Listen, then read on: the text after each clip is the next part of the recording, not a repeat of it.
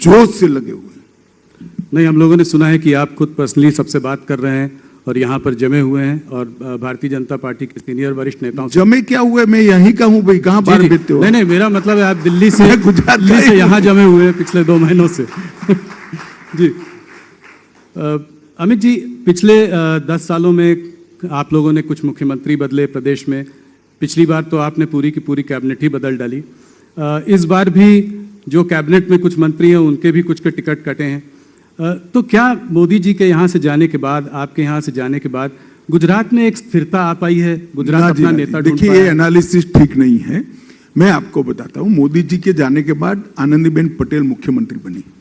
आनंदीबेन का जाने का कोई और कारण न था। हमारी पार्टी का नियम था कि 75 साल तक काम करते हैं। उनके 75 साल समाप्त होने में 2 महीने थे, आनंदीबेन को बदला गया। उसके बाद में विजय भाई आए। विजय भाई पूरे 5 साल अपने पूरे किए और भूपेंद्र भाई कर रहे हैं। भूपेंद्र भाई के नेतृत्व में ही हम चुनाव लड़ रहे हैं। इसके बाद भूपेंद्र भाई को ही मुख्यमंत्री बनना है। अस्थिरता का सवाल कहाँ है?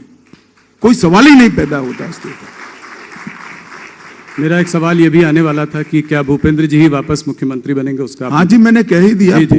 भारतीय जनता पार्टी का बहुमत आएगा तो श्री भूपेंद्र पटेल ही मुख्यमंत्री बनेंगे, इसमें कोई दो राय नहीं। अमित जी, एक चीज देखी गई है पिछले कुछ सालों में कि ये एक फ्रीबीज की राजनीति चालू हुई है। आप लोगों ने उसके अगेंस्ट मतलब बहुत जोरों से बोला भी है, मोदी जी ने भी कहा है, उसको रेवड़ी की राजनीति बताया है। मगर नई पार्टियां आती हैं और जो है ऐलान करना शुरू कर देती हैं, इलेक्ट्रिसिटी मुफ्त, हेल्थ केयर मुफ्त, एजुकेशन मुफ्त, 1000 रुपए यहाँ देंगे, 3000 रुपए वहाँ देंगे।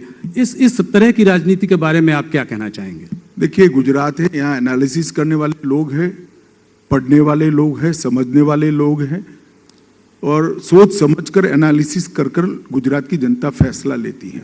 अब तक जो वादे किए गए इसका योग बताए तो गुजरात का बजट 2,42,000 करोड़ है और वादे हो गए हैं 3,52,000 करोड़ के।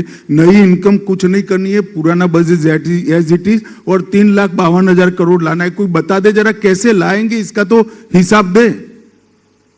ये गुजरात की जनता समझती है। और कुछ वादे तो इतने हास्यास्पद है। हम प्राथमिक शिक्षा को फ्री करेंगे। हमारे यहाँ 1960 से प्राथमिक शिक्षा फ्री है। अब क्या फ्री करोगे भाई तुम? फ्री है। उनको ये भी मालूम नहीं है यहाँ क्या चल रहा है। स्वाभाविक है, यहाँ के नहीं है तो, परंतु थोड़ा स्टडी तो करना चाहिए। जब फ्रीबीज की बात होती है तो केंद्रीय सरकार भी तो फ्रीबीज दे रही है। कहीं ऐसा जैसे कि फ्री राशन दे रहे हैं आप, उसकी आपकी व्यवस्था बनी हुई है, फ्री सिलेंडर आप भी दे रहे हैं, तो इसको आप कैसे देखते हैं? क्या ये फ्रीबीज नहीं? देखिए, दो चीजों में तत्वतः फर्क है। जैसे भारत सरकार की सो कॉल्ड फ्रीबीज, किसी को घर देना, किसी को गैस का कनेक्शन देना, किसी के घर में लाइट पहुंचाना, किसी को आयुष्मान भारत का कार्ड देना और अब अंत में आपने जो कहा कोरोना के बाद उनको फ्री राशन देना, किसी को बिजली देना, ये रेवड़िये बांटना नहीं है, मगर बिजली का बिल न देना रेवड़िये बांटना है। किसी को घर देना मैं नहीं मानता रेवड़ी बांटना है। ये इसके जीवन स्तर को उठाने का प्रयास है।